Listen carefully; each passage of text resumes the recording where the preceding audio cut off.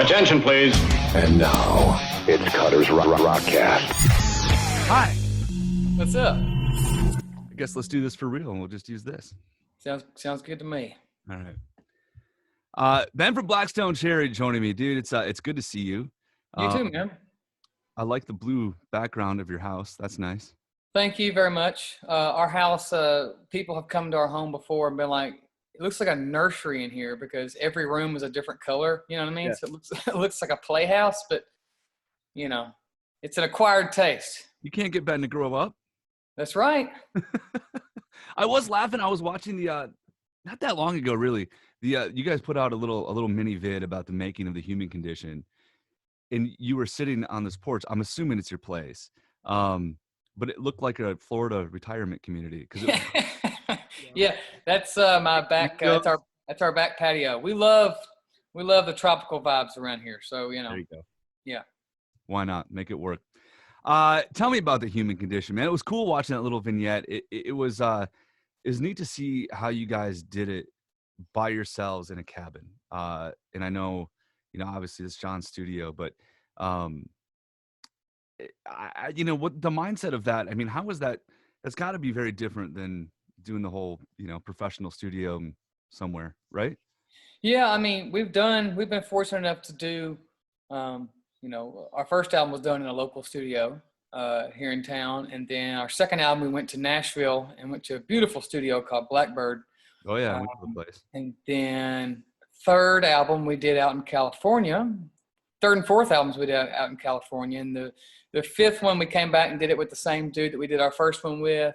Mm-hmm. and Family Tree, but this album, John, during Family Tree, John has started building his studio, so it wasn't ready by the time we were supposed to go in and record. And then when it came time for this one, Human Condition, it was all done, and it was just really cool. It was really rewarding too, because not only were we doing it ourselves and self-producing it and staying close to home, but it was really cool to know that one of the guys in the band had put so much time and effort into building this space for us to go in and be able to do this, So it was a really cool feeling. It was a sense of comfort, knowing that we're not on anybody else's watch or we can do whatever we want to, say whatever we want to in this space. But also, we don't like too much comfort because you can get lazy with that. So there was also a sense of pressure knowing that, okay, we're self-producing this again. We can't just, not that we would ever, but we can't just phone it in, and we can't just go, oh, well, we're not working with a producer. We can kind of get away with murder in here. I think if anything, especially on this record, we just really pushed ourselves really hard. I mean, to the point of, there were arguments and this, but at the end of the argument, it was always a hug, and it was always somebody going, you know what, you're right. I should have just stepped up and done that better. And then, because, you're in a studio, it's like, I don't know, man, I think you can do that better. And they're like, I don't know. I've done it 1,000 times. How can it, it's like, try 1,001, And we did it to each other. And that was just the way it had to be. You had to have that kind of working relationship when you're in a studio, because what you're putting out, months down the line. You never want to listen back to it and be like, man, we should have stepped it up a little more on that part. So that's really what we did. Now, I know you guys have obviously, you never stop working. And in fact, it's almost habit of saying, hey, thanks for taking the time from your busy touring schedule to right. talk. But obviously that's not the case these days. You went right in, did this, right? I mean, right out of touring, right out of the last record cycle. And this is the 7th studio album from Blackstone Cherry. So you guys have been doing this a while. How much, because in that same vignette, you guys talked about how you brought up songs that were written 15, 16, 17 years ago. How much of that was sort of the inspiration for then also some of the new stuff you guys came up with on the fly? We knew that we had a bunch of songs. Every time we do an album, we'll always go back to our, the catalog or the old demos, and we'll listen to stuff just because it's stuff that wasn't recorded in the past or wasn't completely finished doesn't mean it's not worthy of finishing or being good. Now, granted, there was some stuff we would listen to and go, what were we thinking with that? That's terrible. Let's not ever look at that again, But then there's some little gems in there of riffs or melodies that we go, that's kind of cool. Let's work on that. And a lot of that stuff is just either a bed of music that was done on a computer in the back of the bus or something, and it has no lyrics, nothing. That's sometimes that's how we'll do a lot of stuff on the road. While touring, we'll write a bunch of music, and then we'll just stack it up, and then lyrics and melodies, unless it's just hitting you at that moment, that stuff is always like secondary. It's always like focused around what the music is first. So we didn't want to just let that stuff pile up. So we listened back to it all, and we picked the best pieces we thought were the best.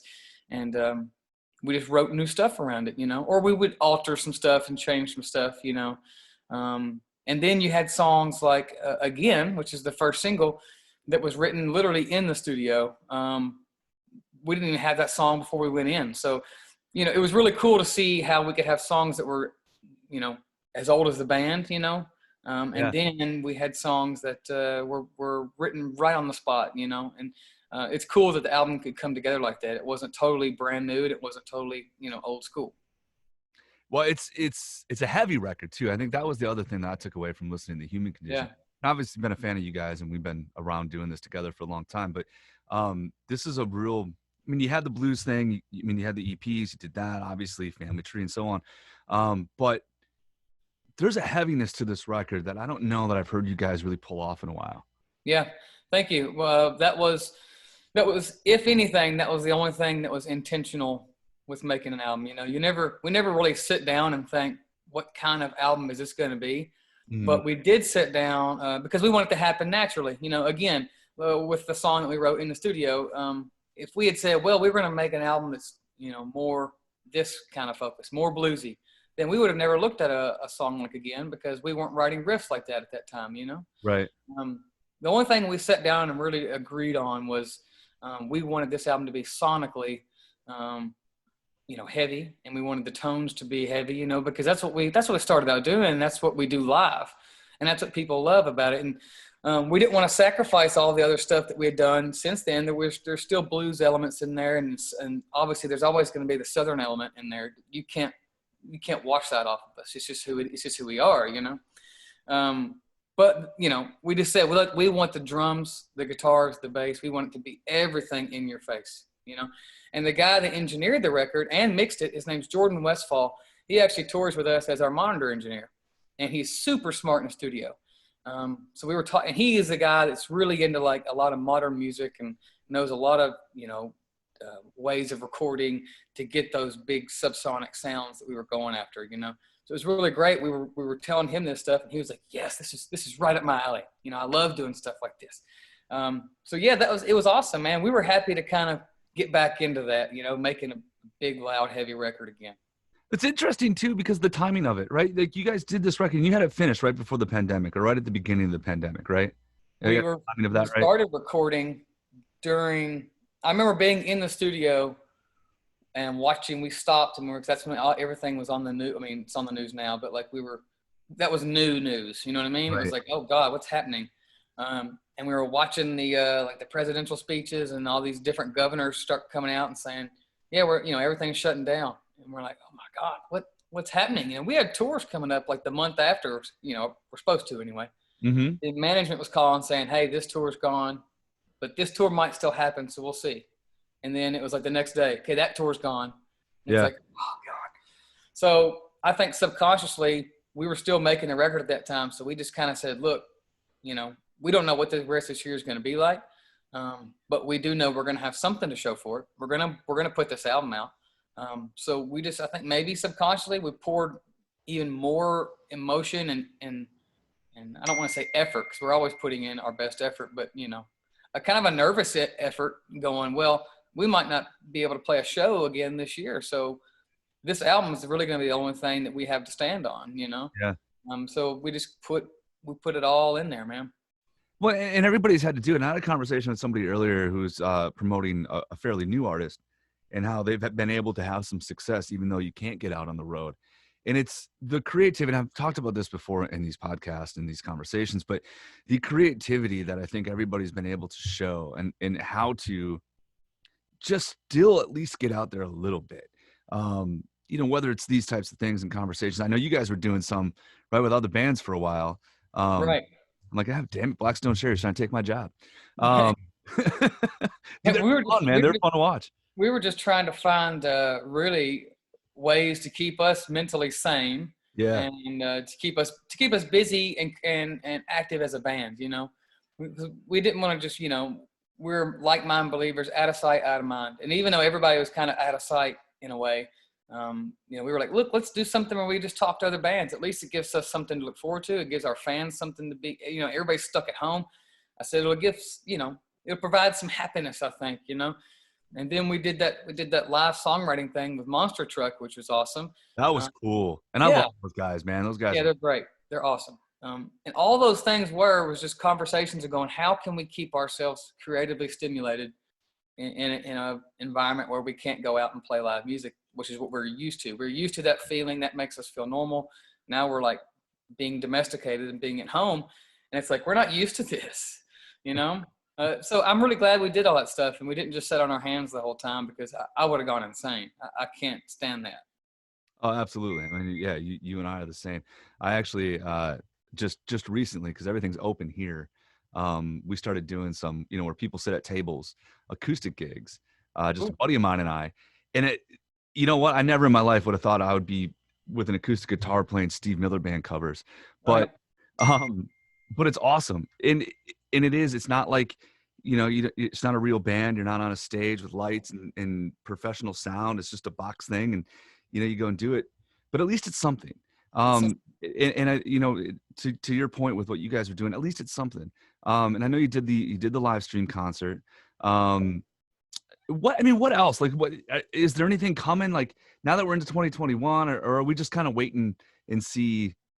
Can we do? Yeah, I mean, we were fortunate too. We were able to do a handful of shows at the end of last year. Our last show pre-pandemic was February 15th in Arlington, Texas. And then we go home, we do the album in March. And then, you know, that's when everything was just, you know, obviously went to hell. And then we had a show. Our first show since February was a show we did in our hometown in October last year.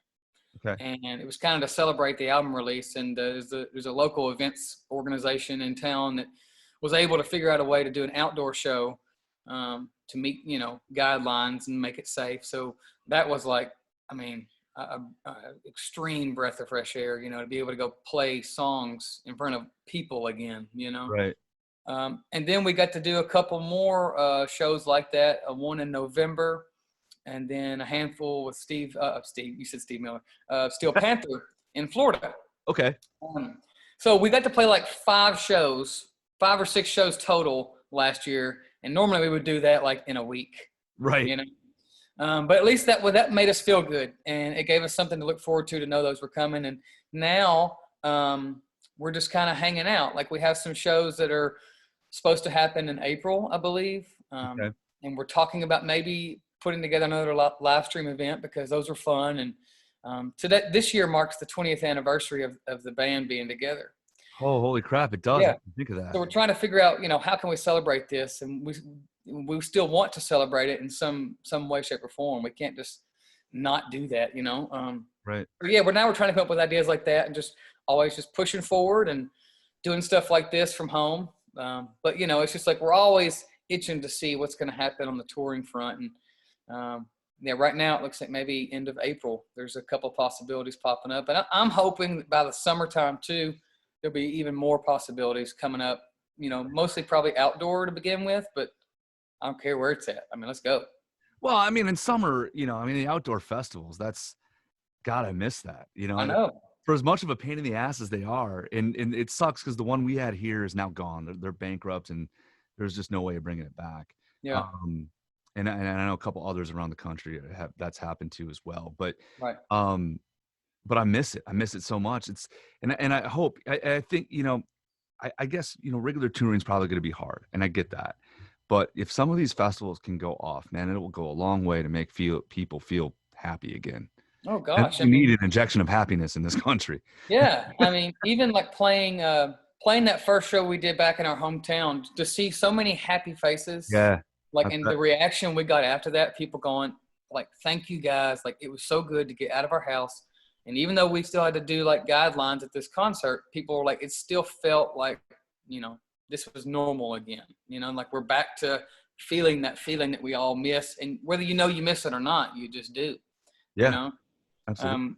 So yeah, people need that, and sometimes that's even better than the best medication there is genuine happiness, that whatever makes your soul feel good. So yeah, I'm ready for that. 100%. There is a cover on this record, and speaking of old school covers, you guys do "Don't Bring Me Down" Yeah. by ELO. Obviously, you've done covers in the past. I mean, that's not unnormal for Black Stone Cherry. But what was it about that song you wanted to do, on this album? We've always been, funny enough, we just released today. No, I saw it today. There's a video about that coming out too. Oh, there is. Okay. A behind the track thing, But we love Jeff Lynne. We've always loved ELO, and most people might not realize that we grew up listening to Jeff Lynne and the Traveling Wilburys and ELO and all that kind of stuff that he did. We would learn a lot of melodies and how to sing harmonies, to a lot of their stuff. And that song has always been one of our bus jams, if we're hanging out or whatever, and somebody's got control of the stereo, we're always playing that song just because it's a fun song. You know what I mean? Song. And we were searching around. Initially, we were looking for a cover to do as a B-side for the record. And then we were going back and forth, different ones. And then Chris pulled that one up, and everybody was like, yeah, no brainer. Of course we're going to do that. And we kept it pretty true to how it was, except we just kind of put our little thing on it, made it a little bit more, I guess, aggressive, Well, it's guitar instead of keyboard, so you have that. Yeah. So and the song was already perfect as is. And there wasn't really a lot of room for us to manipulate it, and we didn't want to manipulate it, So we just kept it like it was, and then it came out, and then we heard it back mixed, and we were like, man, this can't be a B-side. This has got to go on a record, It's it's got to go on there. And everybody at the label was like, yeah, absolutely. It has to be on there. So I'm glad we did, because, it is a fun little thing. As you're listening to the record in its sequence, and then that one comes on, it's like a good little pick me up. And it's like, yeah. Some people have told us that it's one of those songs that they knew but didn't know that they knew it, And then as soon as the melody comes in, they're like, I've heard this song. I love this song. Yeah. Well, I think that's the beauty of covers like that, right? If you cover something too new, it's almost weird. But for something to go, all the way back like that, yeah, it's a song everybody heard, but you don't know you heard it until you hear it. And a lot of people hadn't covered it. It was like we weren't doing something that was so overly done. That was another good thing about it, is we looked it up and we couldn't find a whole bunch of covers that had done anything. So we were like, this is going to be perfect. Perfect for us. Speaking of Black Stone Cherry covers, this memory just hit me. We redid the studio, my local studio for Razor in Wisconsin. We redid the studio, and when we were in a different one and that one was being built, I had one band in the studio the entire time, and it was Black Stone Cherry. And you guys did a cover of Can't You See? Yeah. Marshall Tucker Band, which I know you guys have done plenty of times in the past, but that goes down to this day for me personally in studio as one of the coolest acoustic little performances on the air that I think ever. Oh, thank you, man. You mentioned the vocal melodies before. That by itself, I mean, just hearing all you guys do that live and on the spot, and just how tight you are with each other, it's pretty incredible, really.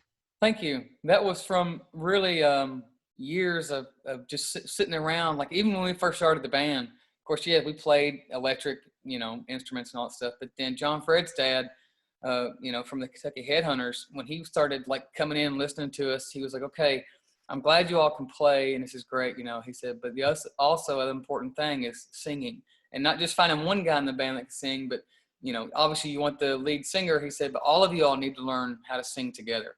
And we would sit down, man, for hours and listen to stuff like ELO and the Beatles, and we would learn like the Beatles, because there was 4 of them. We would learn their individual harmonies, and we would sing and practice and practice and practice. And that's really what we did a lot growing up. And that's one thing that people do think is cool about us when we do acoustic stuff like that. It really allows for the 4 of us to be able to sing together, and it really come across, in a clear way. Sometimes when you're playing live and it's electric, it might kind of get lost, but doing it acoustic is awesome, and we love doing that stuff. I'm a sucker for a good harmony. I love it. Well, and it's I shouldn't say it's rare, but it's not. it's not something that everybody does, and it's not something that everybody does well. You know, you have different styles of it. Sure, you've got metal bands that have screamers and clean singers. You've got, you know, a female and a male or whatever, but Right. that tight knit of that's an old school way of doing it, and it's just not something you see every day anymore. Well, thank you for saying that. I appreciate that. Oh, dude, absolutely. Ben from Blackstone Cherry, I won't take up too much more of your time. Thank you for doing this, and again, get back to touring. My pleasure. Hopefully we get to do this in person again someday. Absolutely. I'm going to give you a big old hug when we do it too. I know, right? Yeah, everybody. Everybody becomes a hugger. I know. I think. There's no more fist bumping. It's all hugs. No, I'm over that. The Human Condition, obviously available everywhere. What, again, is the current single? We talked about that. Do you guys have an idea of a path of kind of what you're going to release next, videos, any of that kind of stuff? I don't know what the next single will be. I mean, we really haven't gotten that far because this one is still, you know, it's been able to continue to get some ads and some spins. And absolutely. It's just continuing to grow. So I think right now we're just kind of letting it do its thing as long as it can. It's really weird. Like in the UK, there's the lifespan of a single is so much shorter over there. They don't have as many radio stations. They have like a few main stations, you know what I mean? But we're already on like single number 3 over there. Wow. It's really bizarre. Okay, wait. So what's been released in the UK so far? So everywhere where Why went with again.